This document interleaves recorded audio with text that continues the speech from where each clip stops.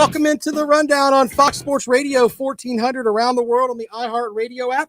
My name is Rob Sanders. Thanks for joining me today. I'm trying to have a good show planned for you today. I think I've got some stuff that may make you go, huh, in a little bit. I try to come up with stuff every day that I look at it and I'm like, huh? Wait, what? Yeah, that's kind of how I look at the shows that I put together every day. A couple of things that are out there. We will talk about a secret. It's not really a secret. It's just that it's a story that you're probably not following. Yes, you're probably not following this story about, and if you are, you're a hoops head like I am. But Team USA's basketball team is a gong show. They are not the team of the past. Remember, like in 92, and I guess I'm showing my age a little bit, but in the 92 Olympic team was like the original dream team, right? You know, Charles Barkley, Michael Jordan, all these guys. Yeah, they went through and blew everybody out of the water. Yeah, well, the team that we have this year, not so much. Not so much. We'll get into that later on. Former Ohio State quarterback Terrell Pryor. Remember Tattoo Gate with Ohio State where they were getting tattoos and everything else? I mean, they knew that they were wrong, but now they want their stuff back. They want their vacated wins back. Yeah, we'll get into that later on as well. Also, the hot seat rankings for the SEC coaches. We'll get into that and the projected order of finish. Projected. English, use your words, Rob. The projected order of finish, according to 247 Sports, for the SEC. Now, I've been debating on which way I'm going to go first. Let's go with since we're looking for the bookcase of accountability material, I've got that set up with two of these stories. Of course, the projected order of finish and the college football coach rankings as far as the SEC goes. So we'll get into that in a moment, but let's go ahead and we'll do the projected order of finish according to the writers from 247 Sports. Now, the way they do it is that they have 32 writers. They all get together and they figure out who's going to go where and who's going to finish in different spots, etc., as far as the player of the year, etc. So let's get started with the SEC East. No surprise there. The Georgia Bulldogs projected to win the whole thing in the East. You're not going to have very much of a dispute there for me on that. Georgia's a very talented football team. Florida is at number 2. Kentucky is projected to finish 3rd, followed by Mizzou. Then Tennessee. South Carolina projected to finish 6th, just ahead of Vanderbilt. Sound off on that, Gamecock fans. 803-978-1832. Also in the West, unanimous selection there for Alabama at number 1, Texas A&M at number 2, LSU at number 3, Ole Miss at number 4, Auburn at 5, Arkansas at 6, and Mississippi State at number 7. So no love for the Pirate down at Mississippi State. The SEC champion, obviously Alabama is the pick. The SEC Player of the Year, ladies and gentlemen, when I was looking at this, it kind of stuck out there for a minute. But the SEC Player of the Year goes to Matt Corral from Ole Miss. 11 of the 32 votes, followed by JT Daniels, Bryce Young, Will Anderson, then Tank Bigsby, Miles Brennan, Isaiah Spiller, Derek Stingley from LSU. The Coach of the Year, Kirby Smart from Georgia, got 10 votes. Nick Saban, 7. Mark Stoops, 4. And then we go down the line from there. Lane Kiffin got 3 votes. Also, Eli Drinkowitz, Mike Leach, and Dan Mullen gets 1. You go, Dan Mullen. Get your 1 vote there, sir.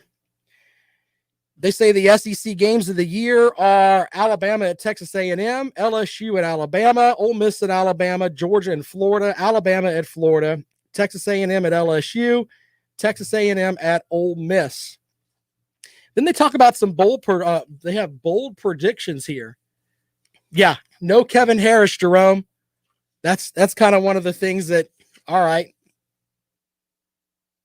interesting to say the least. So They think Miles Brennan's going to have a Heisman type run for LSU. You know, I'm not saying that he can win the Heisman Trophy. I'm just saying that Miles Brennan has the capability to be a pretty good quarterback if he's healthy, and LSU has all the tools there for him to succeed. If he doesn't succeed, it's not going to be because of a lack of talent around him. It may be because of the coaching staff that's there with him. Either way, maybe play calling will get him, but as far as players that are there, he has that there. That's not even an issue. They also think that Alabama's offense will keep rolling. They like Bill O'Brien as the new offensive coordinator. I wonder if there's going to be an adjustment type period there with Alabama with that. Just wondering. I mean, that's one of those silly things that I wonder about. Let's see here. One of the other things, Georgia gaining steam in the national chase. You know, I give grief to Georgia fans, but the reality is this. When it comes down to it, there's no reason that Georgia shouldn't be in the national championship hunt. And I know people are like, yeah, the 1980 thing, and I get that. And it's fun to poke at Georgia fans about that. But if you look at what they've got, what they've spent on football, I mean, it's not a money issue. If you look at the talent that they have, and let's be honest, Kirby Smart is a great defensive mind. I don't think he needs to be anywhere near the offensive coaching room, even though he is the head coach. But the reality is that Georgia has the potential to be a national championship contender. I don't know there's a hump there that they have to get over. It sort of reminds me of when Clemson had to get past Florida State. It was that kind of thing. Back in the heyday of Florida State, essentially the same kind of thing. Clemson had talent there, not at the level of Florida State, but this is different with Georgia, though, because they do have the talent. And it comes down to Georgia is going to, it seems like they lose a game they shouldn't, like the Florida game last year. And trust me, Georgia fans, I know. You had a midget playing quarterback. You hear that over and over and over again. Stop making excuses. It's ridiculous. The Texas game where you lost that game, it was, oh, they weren't ready for that game and no one cares about bowl game. I mean, stop it. Okay. Georgia should be done with excuses. Simple as that. With that much talent around everywhere, at every spot, you shouldn't have any more excuses, Georgia. You should win every game you play. Now, I know that you're an underdog against Clemson in the opener. I get that. But the reality is that you should be on even par with Clemson. You should. Of course, they also say that it's a battle of undefeateds if Georgia can get past Clemson in the opener. Because I believe that the Georgia schedule, too, is not very good. Not very good at all. So it's not a rip on Georgia. It's just, and Bulldog fans, there are some smart Georgia fans out there. They'll tell you, the smart ones, if you can corner them where they're not thinking about, go Ugga, go dog, all that stuff. If you just get them where you can actually talk to them in a civil conversation, they'll have that conversation with you. Yeah, the schedule's not that good after the Clemson game. Yeah, they have to lean on the SEC is awesome because that's what SEC teams do. But the reality is that it's not that impressive. It's really not. One of the other things, and I was looking at this the other day. This was the Kentucky schedule. Kentucky, their 2021 schedule is, in my opinion, one of the easiest that I've ever seen them have. They don't leave the state of Kentucky until September the 25th when they come to South Carolina. Then they follow that up with a home matchup with Florida and LSU. They get a week off before they go on the road. So Kentucky's schedule is absurdly easy. All right, out to the phones we go, 803-978-1832. And good afternoon. Welcome to the Rundown. Hey, how's it going, Rob? How you doing? How you doing? Hey, excellent. I'm Dan here. Hey, listen, just kind of, you're talking about Georgia. A few things about that, man. I mean, I think, I don't think people are giving Auburn enough love there in the middle of the schedule. I know that they are not supposed to be rocking with anything special, but listen, I've seen Auburn go from 3-9 to playing a national championship. Okay. I always give Auburn flying the ointment respect. And if you're talking about Kirby having a letdown game, I'm telling you, that's a scary part of the schedule.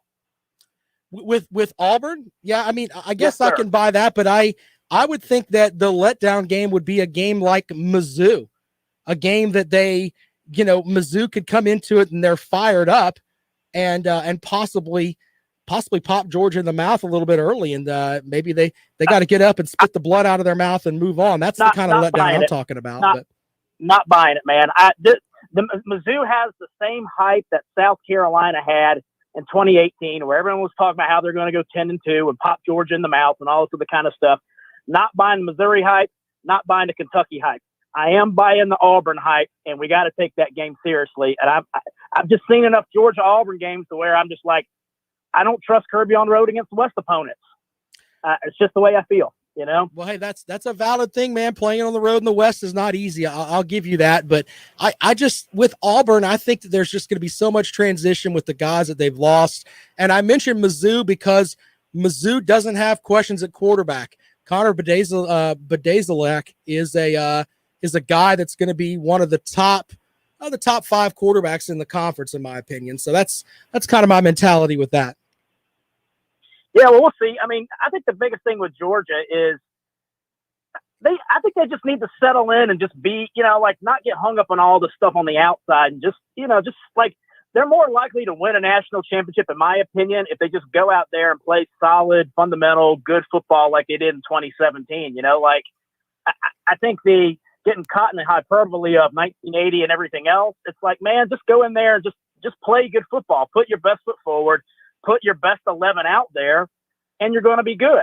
Quit playing, third string game managers and just go play ball, man. Yeah, well, they've got the quarterback, I believe. I think this is one of the better setups they have at quarterback. Even if something happens to JT Daniels, the young friend, what is it, Vandergriff, I believe is his name.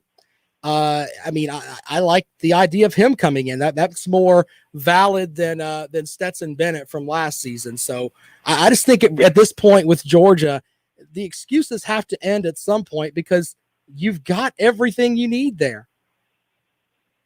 Yeah, Kirby just needs to stay out of the offense, man. I mean, he doesn't know anything about quarterback. Is he a quarterback developer, man? Stay out of the offense. No, he needs to be like Vince Dooley, just be a head coach. Just be the CEO, be the head recruiter, and let Todd Monken, who we're paying $1 gajillion, run the offense. And why would it be anything other than that? Hey, man, that's good stuff, man. I appreciate you calling the show. You're always they haven't really played together. I could buy into that. But pretty much everything else, I mean, Georgia's got a hell of a football team. Anyway, back to the Kentucky schedule. When you look at their schedule, they have 3 tough games in the middle of the season, 2 at home, October 2nd and October 9th with Florida and LSU. Then they get a bye week before they go play. Oh, no, I'm sorry. Then they play Georgia on the 16th. That game's on the road. They play at Mississippi State. Then they welcome in Tennessee, go to Vanderbilt. I mean, it's just the Kentucky schedule is an absolute cakewalk. If Kentucky doesn't win 8 games, then you got to start looking around a little bit. I'm serious. Just the way the schedule lines up. Their bye week is even at a point where I was looking at that. Where was their bye week at? Let's see here. Their bye week is 11th, 18th, 25th, October 2nd, 9th, 16th. Yeah, they get a bye week after the Georgia matchup before they go to play at Mississippi State. But the majority of their games in September, the time where you're ironing things out, all those games are going to be at home. So, yeah, when we look at the full set for the SEC, as far as the scheduling goes, that's probably one of the easier sets there. And then you've got the set with when you look at a team like Alabama and Florida who have to play each other in week 2, that's tough. That's tough. Harry Legg online says that I'm scared that Clemson is going to get destroyed on 9-4.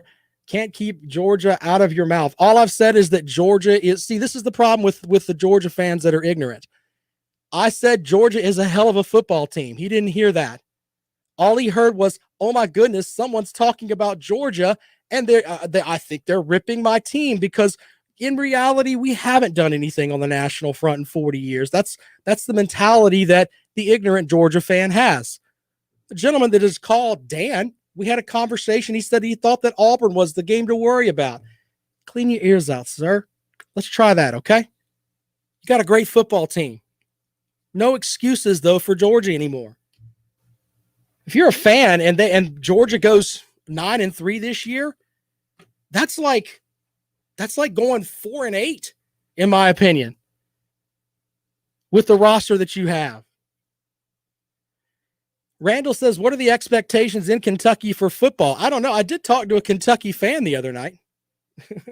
There's that. When we come back, we're going to take a quick break in a moment. We come back, the SEC coaches hot seat rankings. We'll get into that in just a moment. That's interesting stuff there. A couple of other notes here from 247 Sports. They think another quarterback will rise. Could it be Connor Badazalak from Ole Miss? Or could it be somebody that we don't know much about? 803-978-1832. 803-978-1832 is the number to call. Even when you say Georgia's got a great team, a portion of their fan base loses their mind. Absolutely loses their mind. You want to know what's interesting? If what happens in Charlotte is what Las Vegas says is going to happen, where Clemson wins that game, what's going to happen to Georgia? They're going to lose their mind. Seriously. Brock says he works with a Kentucky fan. The expectation is to be second in the East. This is the year to do it with that schedule. And the fact that there are questions about Florida. Yeah. I can get into that. I'm not saying that they'll do it. The one problem that I have, though, is that with the 247 Sports projections here, they've got South Carolina finishing behind Tennessee. Yeah. I think South Carolina's got some pieces on defense. I really believe that, and I don't think they're going to finish behind Tennessee. I really don't. We shall see, though. All right, quick break. When we come back, we'll look at these hot coach seat rankings, and then we've got some other things we'll get into, including the debacle that is Team USA basketball. The All-Star game is tonight. Yeah, crazy. All right, all that and more in just a moment. You're listening to The Rundown right here on Fox Sports Radio 1400.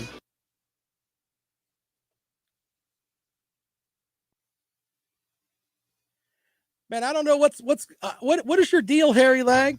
I said point blank, Georgia's got a good team. Did I rip Georgia at all? Anyone that's over there? We've got Georgia people that listen to this show all the time. Did I rip Georgia at all? I said you've got a hell of a football team. What more do you people want?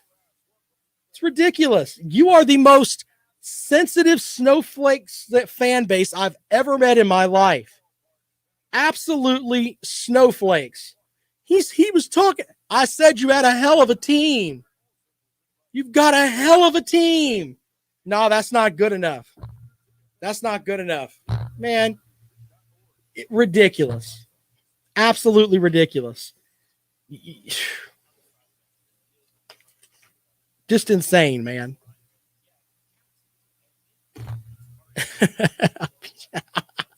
Good point, sir.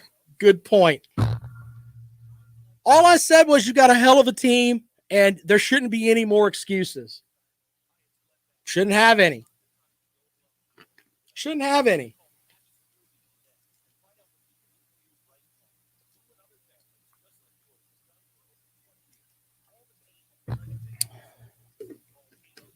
Anyway. Man, I'm jacked up, man. Next week is SEC Media Days, ACC Kickoff. There's going to be a lot of stuff happening. Going to be some cool things next week, man.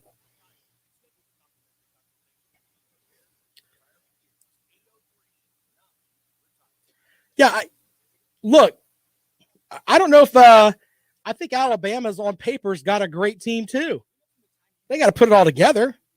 I'm very confident in Nick Saban, though. I'm more confident in Nick Saban than I am Kirby Smart.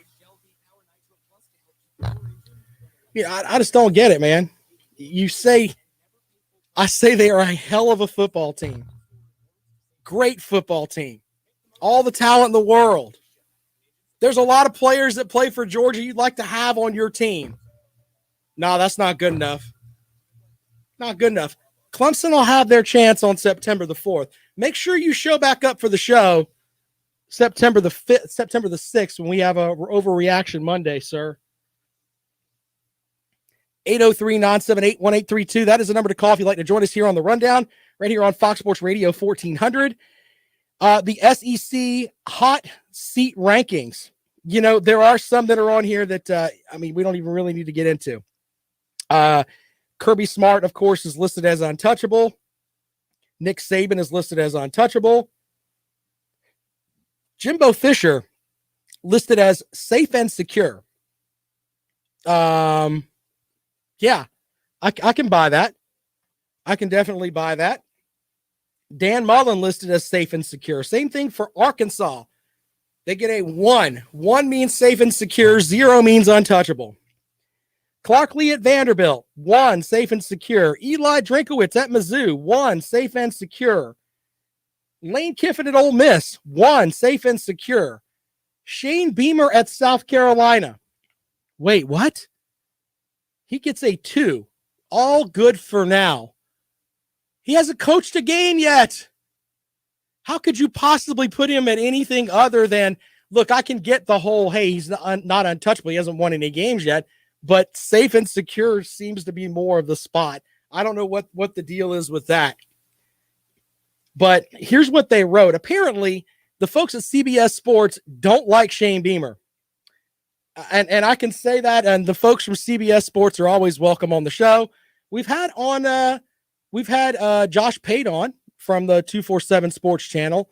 I may get him back on before the season starts. He's been a guest of the program.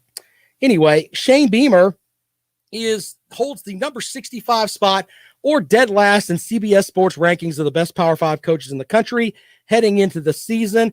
That put him below other coaches like Vanderbilt's Clark Lee and Arizona's Jedd Fisch, who also didn't have college head coaching experience before being hired.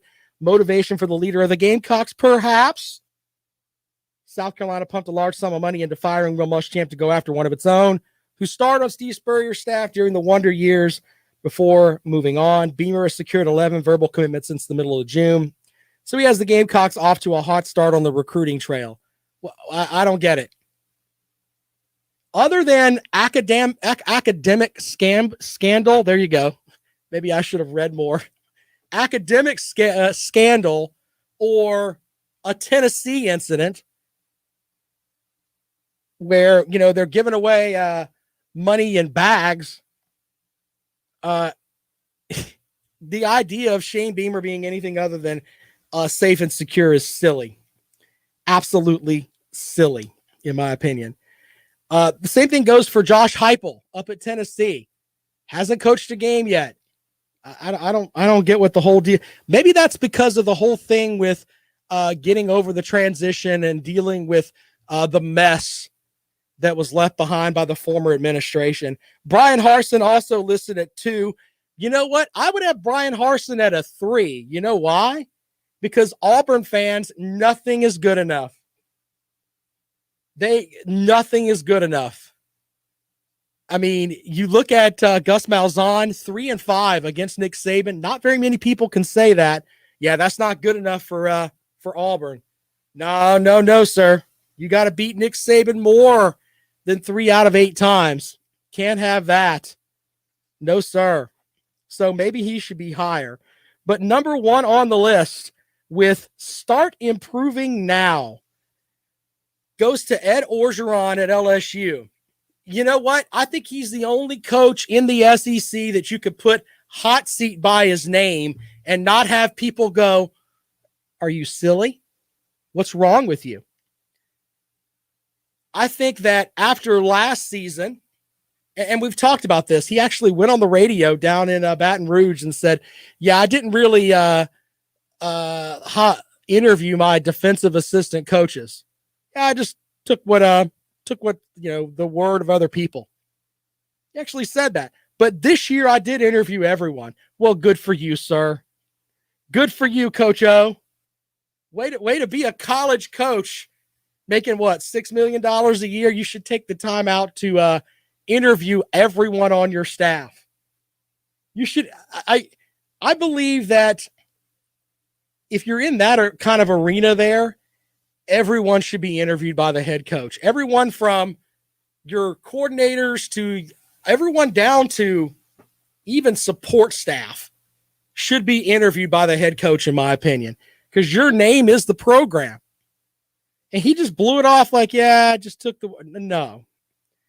But let's not forget, what are we, 19 months of earlier, basically? LSU was on top of the world. We were talking about maybe this LSU team is one of the best college football teams of all time. Ed Orgeron managed to put together a great team with Joe Burrow and Jamar Chase and, a slew of guys. Clyde Edwards-Helaire. They had great players on defense. I mean, this LSU team was quite possibly one of the best teams in college football history. We can have that debate with Alabama fans about other teams. We can definitely say they're in the top 10, okay? You went from having one of the top 10 teams of all time to going 5-5 to now you're in the hot seat. Man, that shows you how crazy the world is in college football. Randall with another great point here. He's working for an AD that didn't hire him. Remember that. Yeah, that's true too. And a lot of times, yeah, that's important. Sometimes these ADs, they come in, and unless you've done some great stuff, which Ed Orgeron did some great stuff, winning that national title, but they're consistently up there in the recruiting rankings. They're doing great as far as facilities go. I mean, all of that with the football team. I mean, it literally is one of the top, 5 to 7 jobs in the country. The LSU job is. But I think the fan base down there, they know it, and they expect you to have your stuff together at LSU and not some of the off the field stuff that's kind of plagued Ed Orgeron, in my opinion.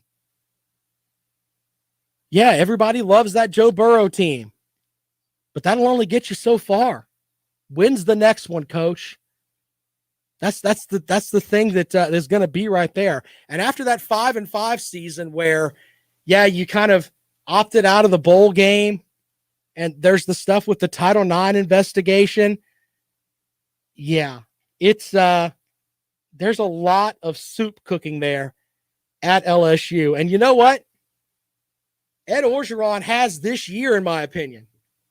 If he goes out this year and the stuff that we're reading about Miles Brennan could be a guy that, some people say has an outside shot to win the Heisman Trophy.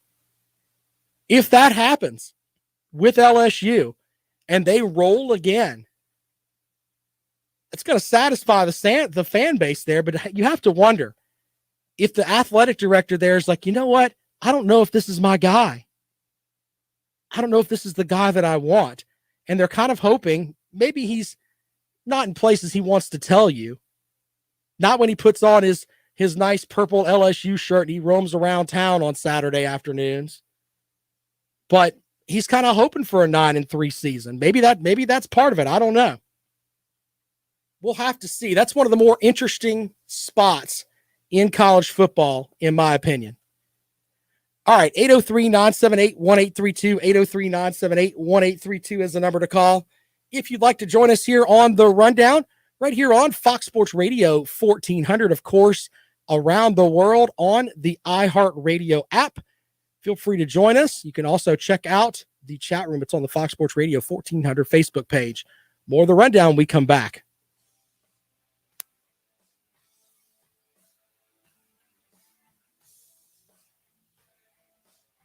Brock's got jokes.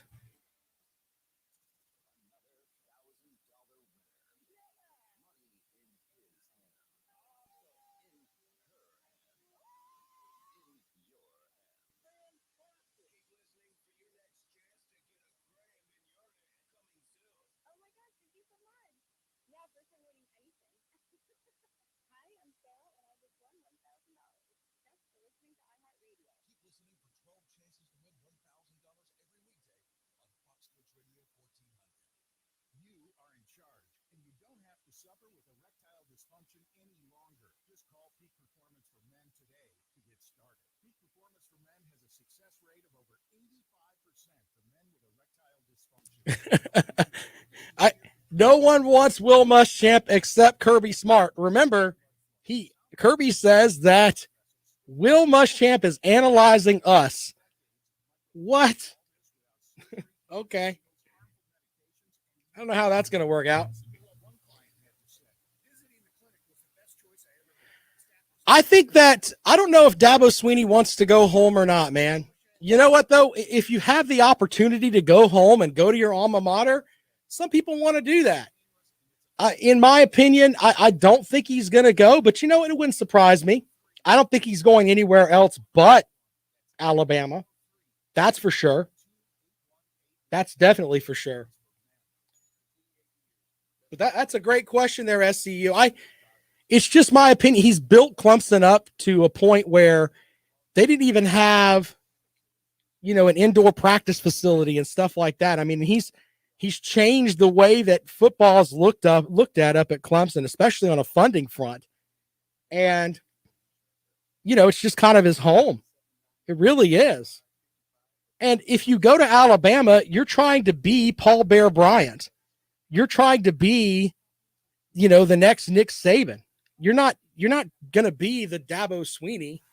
I mean, he's got his own inkling up there, in my opinion, his own inkling, his own image at Clemson.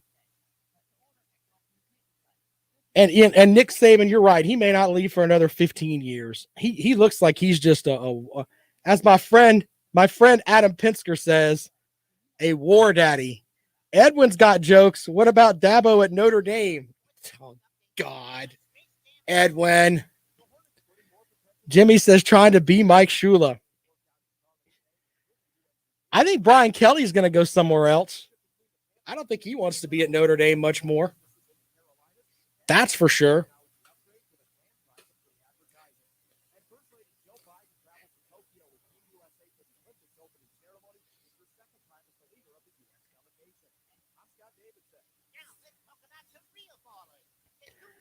Hugh Freeze is going to end up coaching somewhere. The Tennessee kid that got kicked off the team, he's up there now. He's trying to find Jesus at Liberty. That was an interesting story.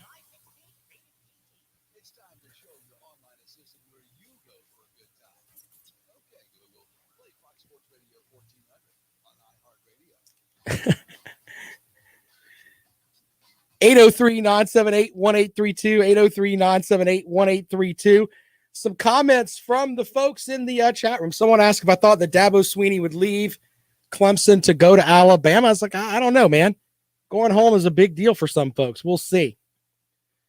There's a story that I forgot to mention. The Tennessee quarterback that got kicked off the team. We talk a lot about Hugh Freeze, and some coaches are more forgiving than others when it comes to some things. And, I'm all about giving kids more time and all of that.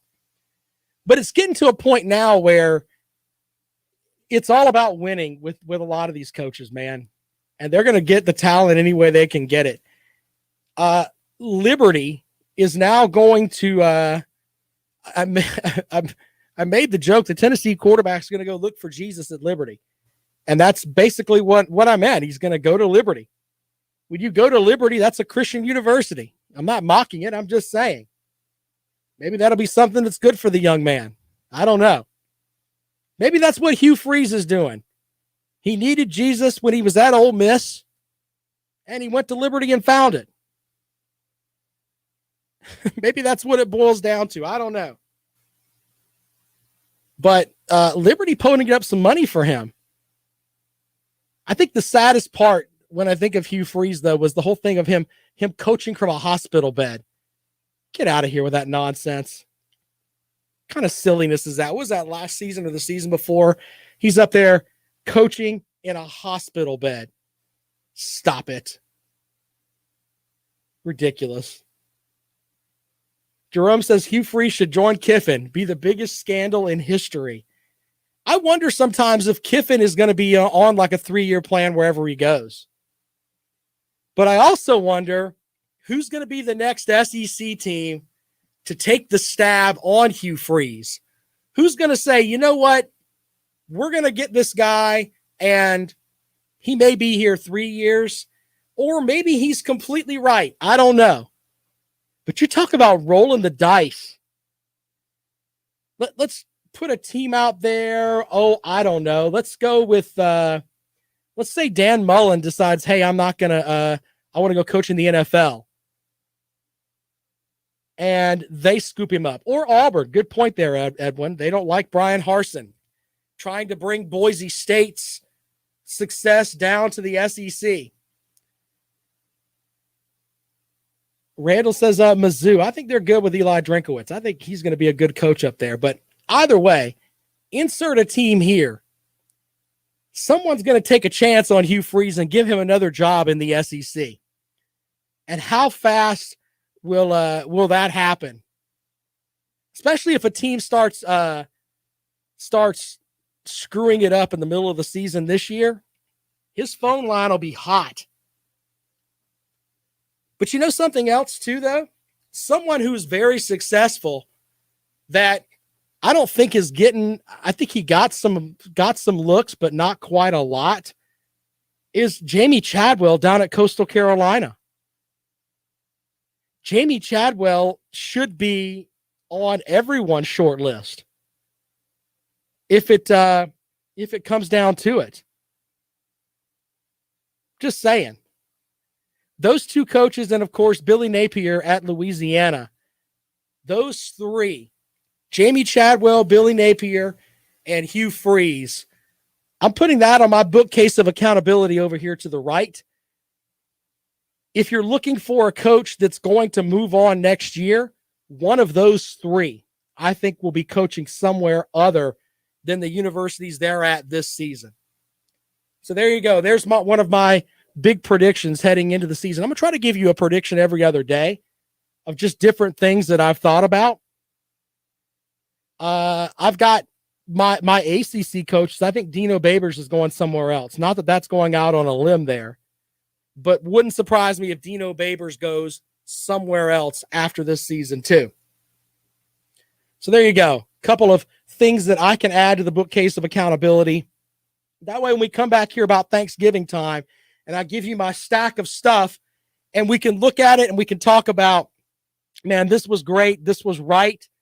Man, Phil Steele did really well here, but was terrible there. All of that. All of that. So, yeah, we'll have to figure that out as we roll along, but going to be fun this college football season. Some comments. Coastal Carolina has 0 players this year that will make it to the next level. You need to research their quarterback, Blake. I think he's going to be a pretty good player.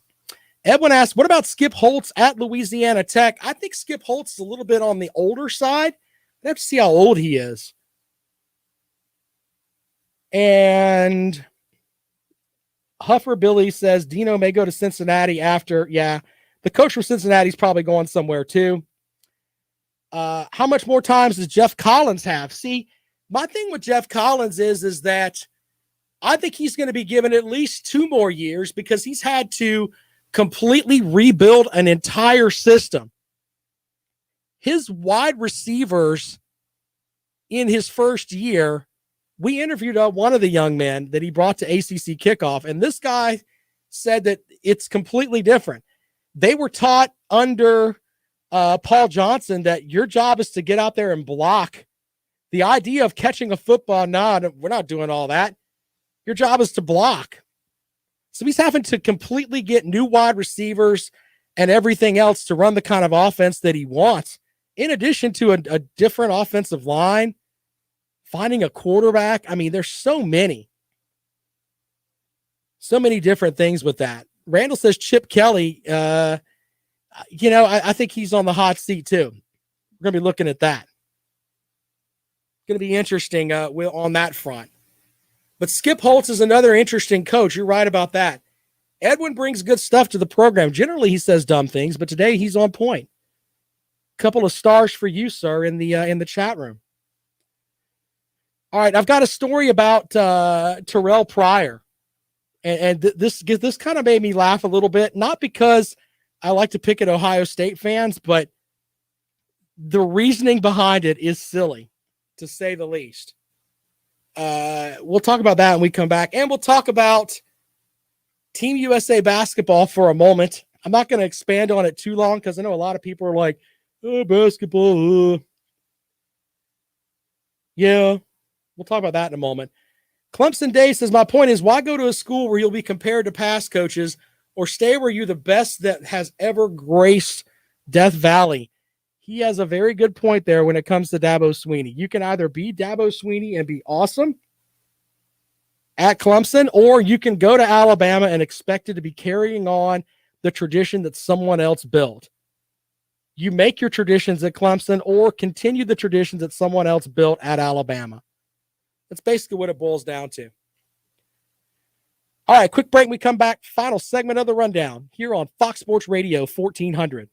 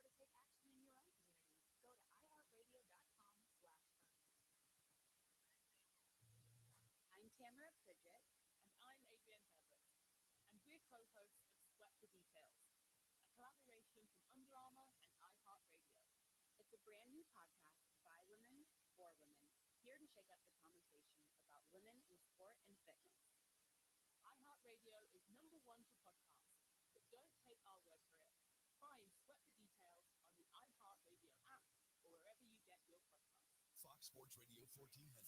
Online at foxsportsradio1400.com. On your phone with the iHeartRadio app and on hundreds of devices like Alexa, Google Home, Xbox, and Sonos. An iHeartRadio station.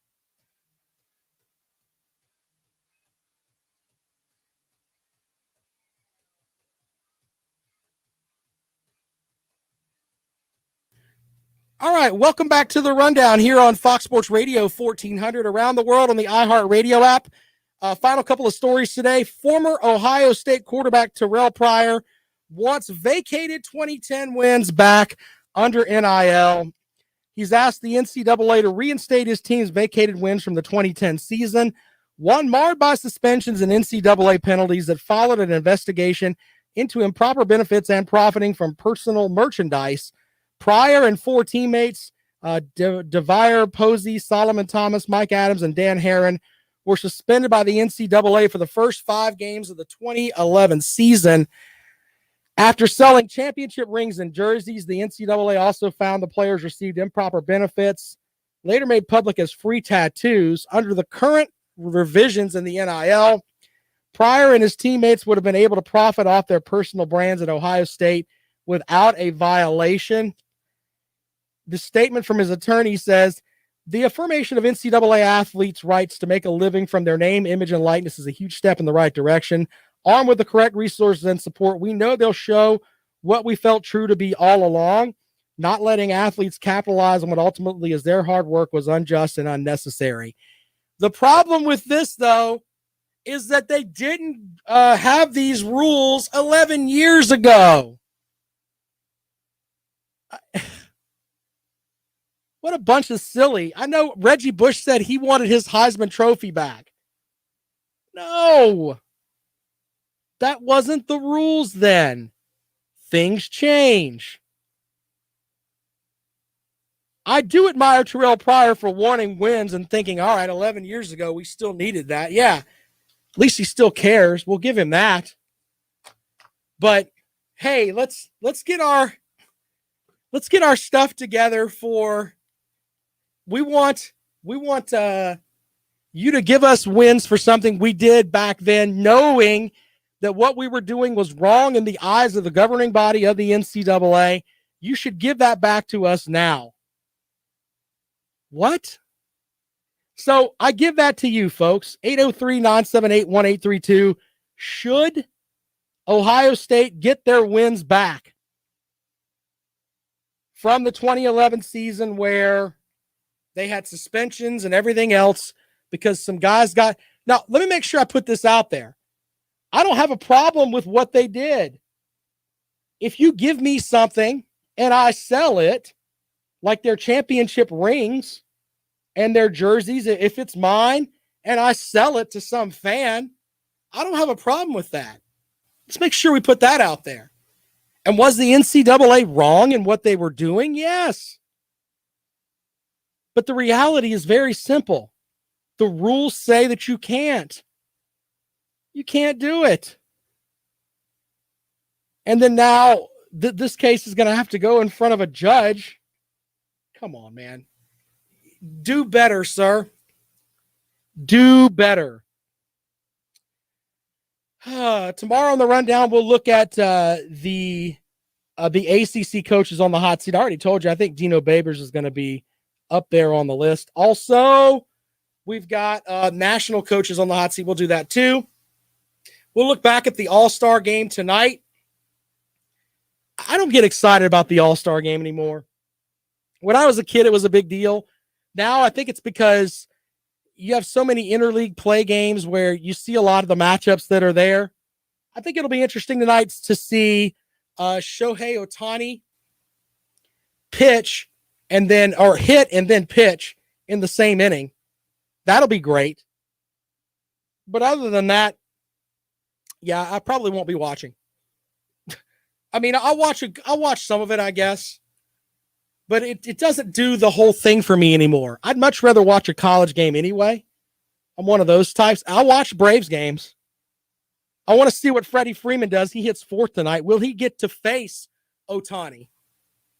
That's the thing, too. If Ohtani goes up and goes 1-2-3 in the first inning, Freeman's not going to get a shot at him. Freeman's probably only going to get one at bat tonight, by the way. Maybe I'm just a little bit sour, too, that Ronald Acuna Jr. is hurt. And that's bugging me. Some comments. NCAA is an illegitimate enforcer per the Supreme Court. Good point, sir. Good point, sir. Brock asked if the Clemson quarterbacks got drafted to the majors. Yes. Bubba Chadwell got drafted, but the young man that from Dutch Fork, Chandler, did not. So he's going to stay at Clemson and play both baseball and football. You don't see a lot of those guys anymore playing baseball and football. They're also talking about the NCAA tournament games. SCU says he's going to buy a system just to play it. Yes, I'm in that realm too. My son's got the PlayStation upstairs, so I'm going to have to buy one for downstairs because I doubt he'll play it. He's not really into that. He likes to play. He's got several games. He's not into the sports games. So there's that. 803-978-1832, 803-978-1832. That is the number to call if you want to join us here on the rundown. Final story of the day. You know, I mentioned this early in the show. Team USA basketball has always been something that we can bank on when we go to the Olympics, especially since 1992, when you have the team with Charles Barkley and Larry Bird and everyone but Isaiah Thomas on it. They had, the dream team there doing their thing. And, it's been just kind of an unsaid understanding. We had a couple of We had the redemption team that got the gold medal back after, what was it, the Argentina won it one year, with the year that Larry Brown was coaching. But going into the Olympics here in a couple of weeks, the thought was going to be that Team USA basketball was going to be outstanding. I do think the Team USA women are going to be fine. They will go get their gold medal. But the men, they've had 2 openers in Las Vegas. And the 2 openers in Las Vegas against Nigeria and Australia. An Australian team without Ben Simmons on it, by the way. They got Patty Mills out there, who's 32 years old and considered ancient.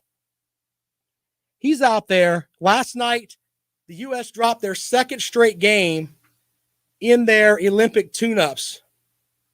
And you lose to Nigeria and you lose to the folks from Australia. Doesn't really warm the heart a little bit there. This Team USA team cannot defend. It's kind of silly. They can't defend. They get a couple of guys back. Drew Holiday, of course, playing in the finals. In addition to the young man from the Phoenix Suns. And they'll give them some help as far as at the guard front. Drew Holiday can actually play some defense on the ball. Damian Lillard last night got beaten up, basically, by Patty Mills from Australia. I'm not sure how that happens. But Team USA basketball not looking very good going into the Olympics. Now, I know people are going to say, you know what? They'll win the gold medal anyway. Now, there's some teams that can play. The Czech Republic's going to be pretty good. France has a pretty good team. Yeah, there are going to be some pretty good teams there. And if you watch the Olympic basketball, that's one of the Olympic events I like to watch. I'm into the basketball. I can tell you that. I don't really get into the track and the gymnastics and everything else, but I'll watch some basketball. May not be the red, white, and blue that's possibly taking home a gold medal from Tokyo. We'll see how that works out. Yesterday, I told you Lawton Swan was up after me. He's not. Lawton Swan's off this week. Lawton Swan is being lazy. I wish that I could take a week off. Oh, I did a couple weeks ago. My bad. I can't say that. But Lawton Swan, the czar of Clemson sports, we appreciate him. Be sure to check out his website. He's putting up great content all the time for you. If you are a Clemson fan, that's where you need to go. But don't worry, just because Clemson's on the marquee doesn't mean that you can't like the show. Follow him at Clemson Sports, also ClemsonSportsTalk.com. Show will continue tomorrow as we will have several things for you as we get squared away here heading into the rest of the weekend, or heading into the weekend. As we pretty much, it's kind of interesting because next week, big time talking season, man. That's where we are with SEC Media Days and ACC kickoff and everything else. Jacked up and looking forward to it for next week. I'm on Twitter at Rob Sounds Good. Be sure to follow me there. I'll be tweeting out some of the stuff from the All-Star game tonight. We'll be doing that in addition to several other little things as we roll along, getting ready for the college football season to start. All right, thanks for listening to the show. We'll talk to you tomorrow. All right, you guys rock, man. We'll see you later. Thank you, guys.